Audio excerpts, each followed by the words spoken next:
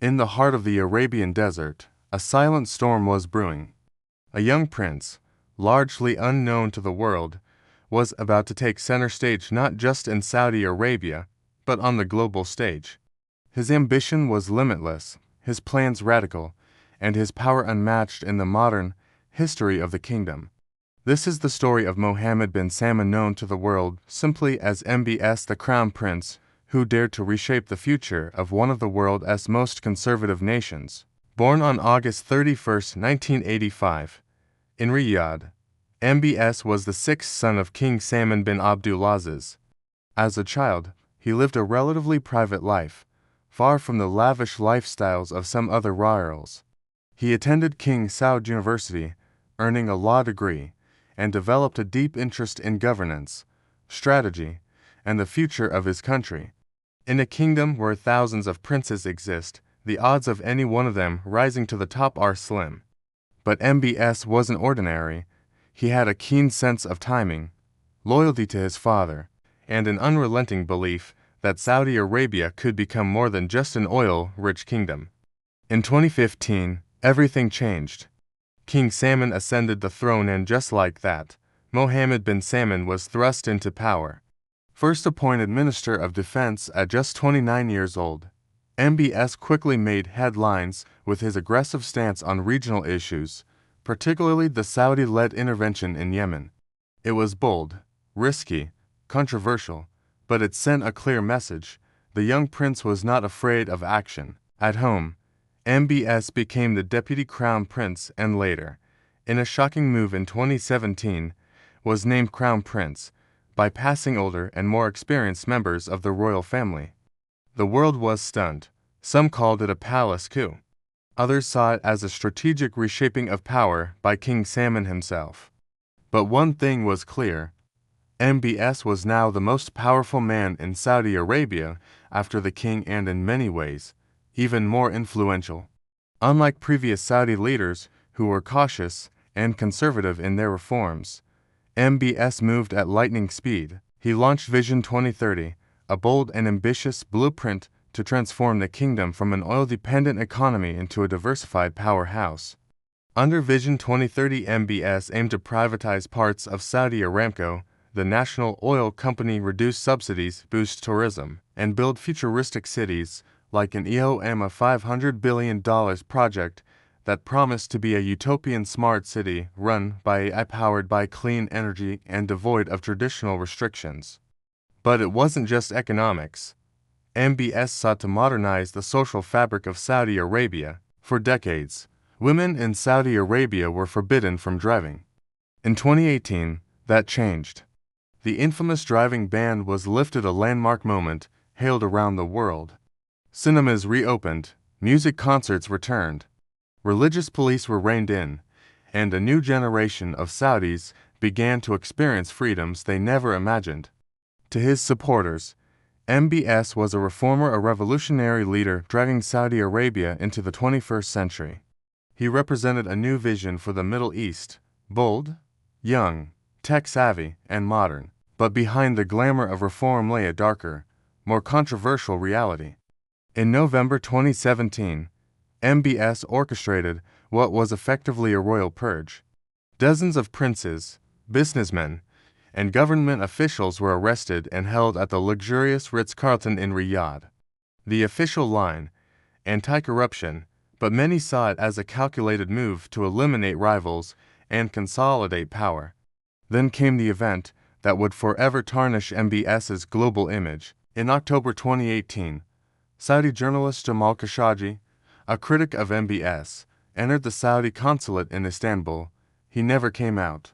After weeks of international outcry and conflicting Saudi explanations, it was confirmed Khashoggi had been brutally murdered inside the consulate. Global condemnation followed. Intelligence agencies, including the CIA, concluded that the operation could not have happened without at least the knowledge, if not the direct approval, of MBS himself. MBS denied involvement, calling it a rogue operation, but the damage was done. His image as a modern reformer was shattered in the eyes of many. Sanctions followed. Global leaders distanced themselves. Yet, Despite the outrage, MBS held onto power and arguably became even more dominant within the kingdom. By 2022, the world had begun to shift again.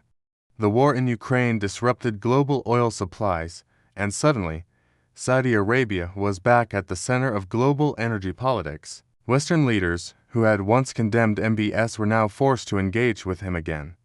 In a strange twist of fate, the prince once labeled a pariah was now being welcomed back as a necessary partner. Oil prices, inflation, and geopolitical instability had changed the calculus.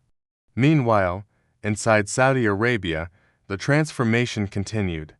NEOM began to rise from the desert, complete with plans for a futuristic city called the Line, a 170-kilometer urban corridor with no cars, no roads, and zero carbon emissions. It sounded like science fiction, but MBS was determined to make it real.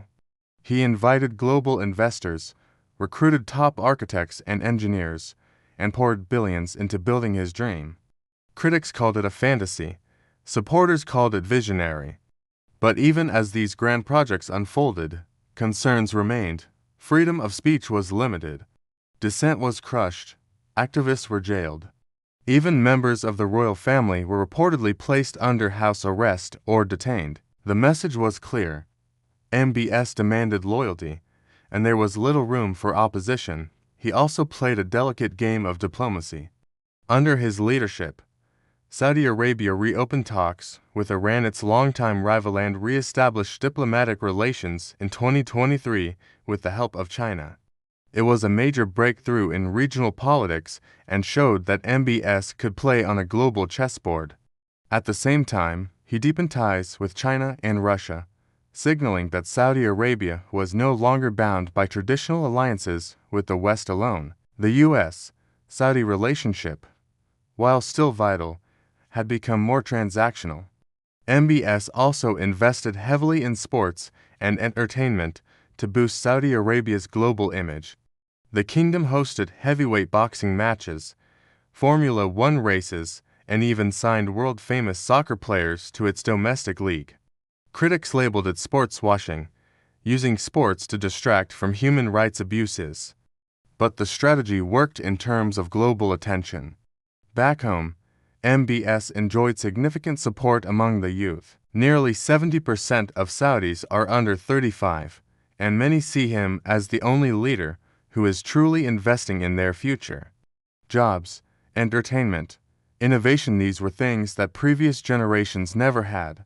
Yet, the question remains, can MBS deliver on all his promises? Vision 2030 is incredibly ambitious. Transforming an oil-based economy in less than a decade is no small feat. NEOM's futuristic dreams face engineering, financial, and logistical challenges. And the social reforms, while praised, exist in tension with the deeply conservative society. Still, MBS has one thing in abundance: power. He controls the military, the economy, the media, and the royal court. As Prime Minister, he's now the official head of government. At just 39 years old, he is already one of the most powerful men in the Middle East and likely to rule for decades to come. Mohammed bin Salman represents a paradox. He is both a modernizer and an authoritarian, a visionary and a centralizer of power, a man willing to take bold steps for progress, yet also one who silences critics without hesitation. The world watches him closely, not because of what he has done, but because of what he might still do. Will he succeed in turning Saudi Arabia into a model of modernity and innovation? Or will his ambitions be swallowed by the challenges of reality, dissent, and global politics? Only time will tell, but one thing is certain: Mohammed bin Salman has already reshaped Saudi Arabia forever. Whether history will remember him as a reformer, a ruler, or a tyrant, that story is still being written. Call to action for viewers. If you found this story fascinating, don't forget to like, share, and subscribe. Let us know in the comments, do you see MBS as a hero of progress or a prince of power? Your thoughts matter.